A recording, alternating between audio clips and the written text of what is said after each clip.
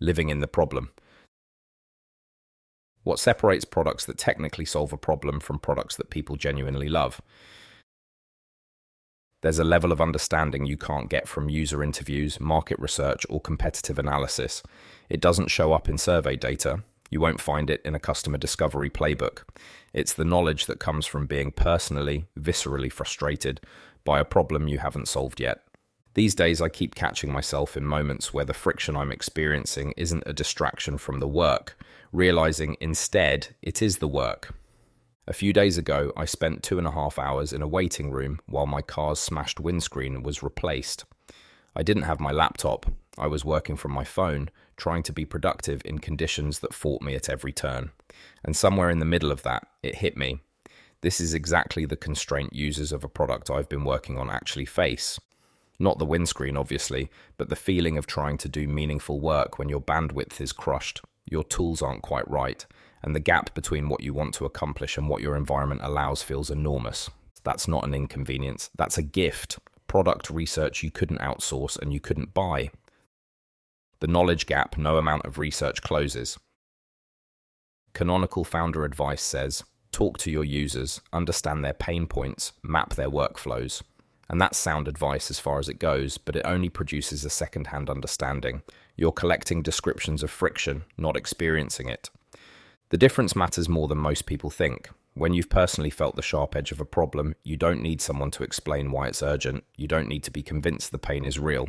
You carry that conviction in your bones, and it shows up in every product and marketing decision you make. When you're living inside the problem, you notice things that never surface in interviews. The micro frustrations, the workarounds people have normalized so completely they don't even mention them. The moment where energy plummets, not because the task is hard, but because the tools make it harder than it needs to be. A founder who's studied the problem knows the what. A founder who's lived it knows the why, and more importantly, the feeling. That feeling is what separates products that technically solve a problem from products that people genuinely love. Secondhand empathy has a ceiling. I've watched this pattern play out enough times to trust it. The teams that build from lived frustration make different decisions than the teams that build from observed frustration. When you've only observed the problem, you optimize for the metrics you can see. You build features that look right on paper. You solve the problem as described. And sometimes that's enough. But when you've lived the problem, you catch the things that never make it into a brief. You know that the issue isn't the 5-minute task itself, but the 20 minutes of context switching around it. You know that what users say frustrates them and what actually frustrates them are often different things entirely. This is why experiencing low bandwidth, experiencing real constraint is so valuable, not as a philosophical exercise, but as a direct input into what you're creating. Every time I find myself frustrated by the gap between what I want to do and what my tools or circumstances allow, I'm learning something I couldn't learn any other way. The friction isn't blocking the insight, the friction is the insight. The weight of small tasks. One thing I keep coming back to is how badly we misjudge the weight of small tasks when we haven't done them ourselves. It's easy to design a workflow and assume it's simple. It's another thing entirely to execute it when you're tired, distracted, low on bandwidth, and juggling 6 other priorities. The tasks that look trivial on a whiteboard become genuine obstacles under real constraint. I've sat in that waiting room, phone in hand, trying to get something meaningful done in the cracks between interruptions. The gap between what a task should take and what it actually takes under pressure is where most product assumptions fall apart. You can't credibly simplify what you haven't personally found complicated. If you're designing workflows for people under pressure, you need to have done those workflows yourself under the worst conditions they'll face. Otherwise, you're not simplifying, you're guessing. Why dismissing your own frustration is a mistake.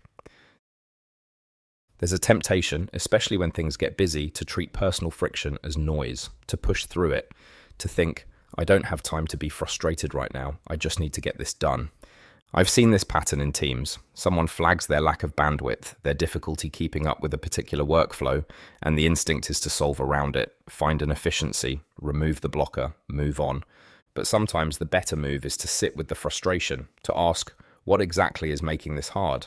Where does the energy drop? What's the real choke point, and is it the task itself or everything surrounding it? When the people closest to the problem are struggling with the workflow, that tells you something about the design, not about the people. The only way to see it clearly is to be close enough to feel it yourself. The danger of distance. The further you get from the problem, the more abstract your solutions become. This is how products end up technically correct but emotionally wrong. The features work, the flows make sense on a whiteboard, but the experience feels off because nobody who built it has recently felt what it's like to use it under real pressure. Distance from the problem doesn't just reduce empathy, it reduces pattern recognition.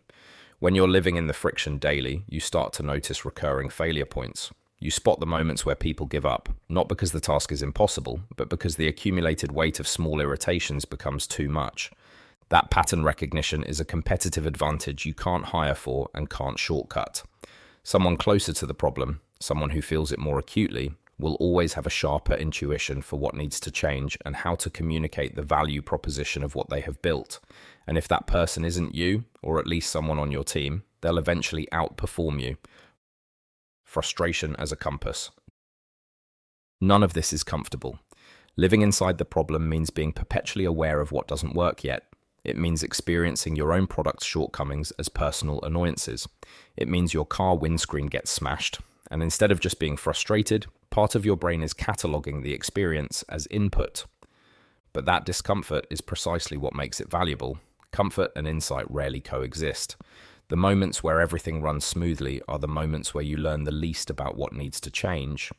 So the question isn't whether you understand your users' problems, it's whether you feel them, whether the friction that defines their experience is something you encounter in your own day, unprompted, without having to simulate it.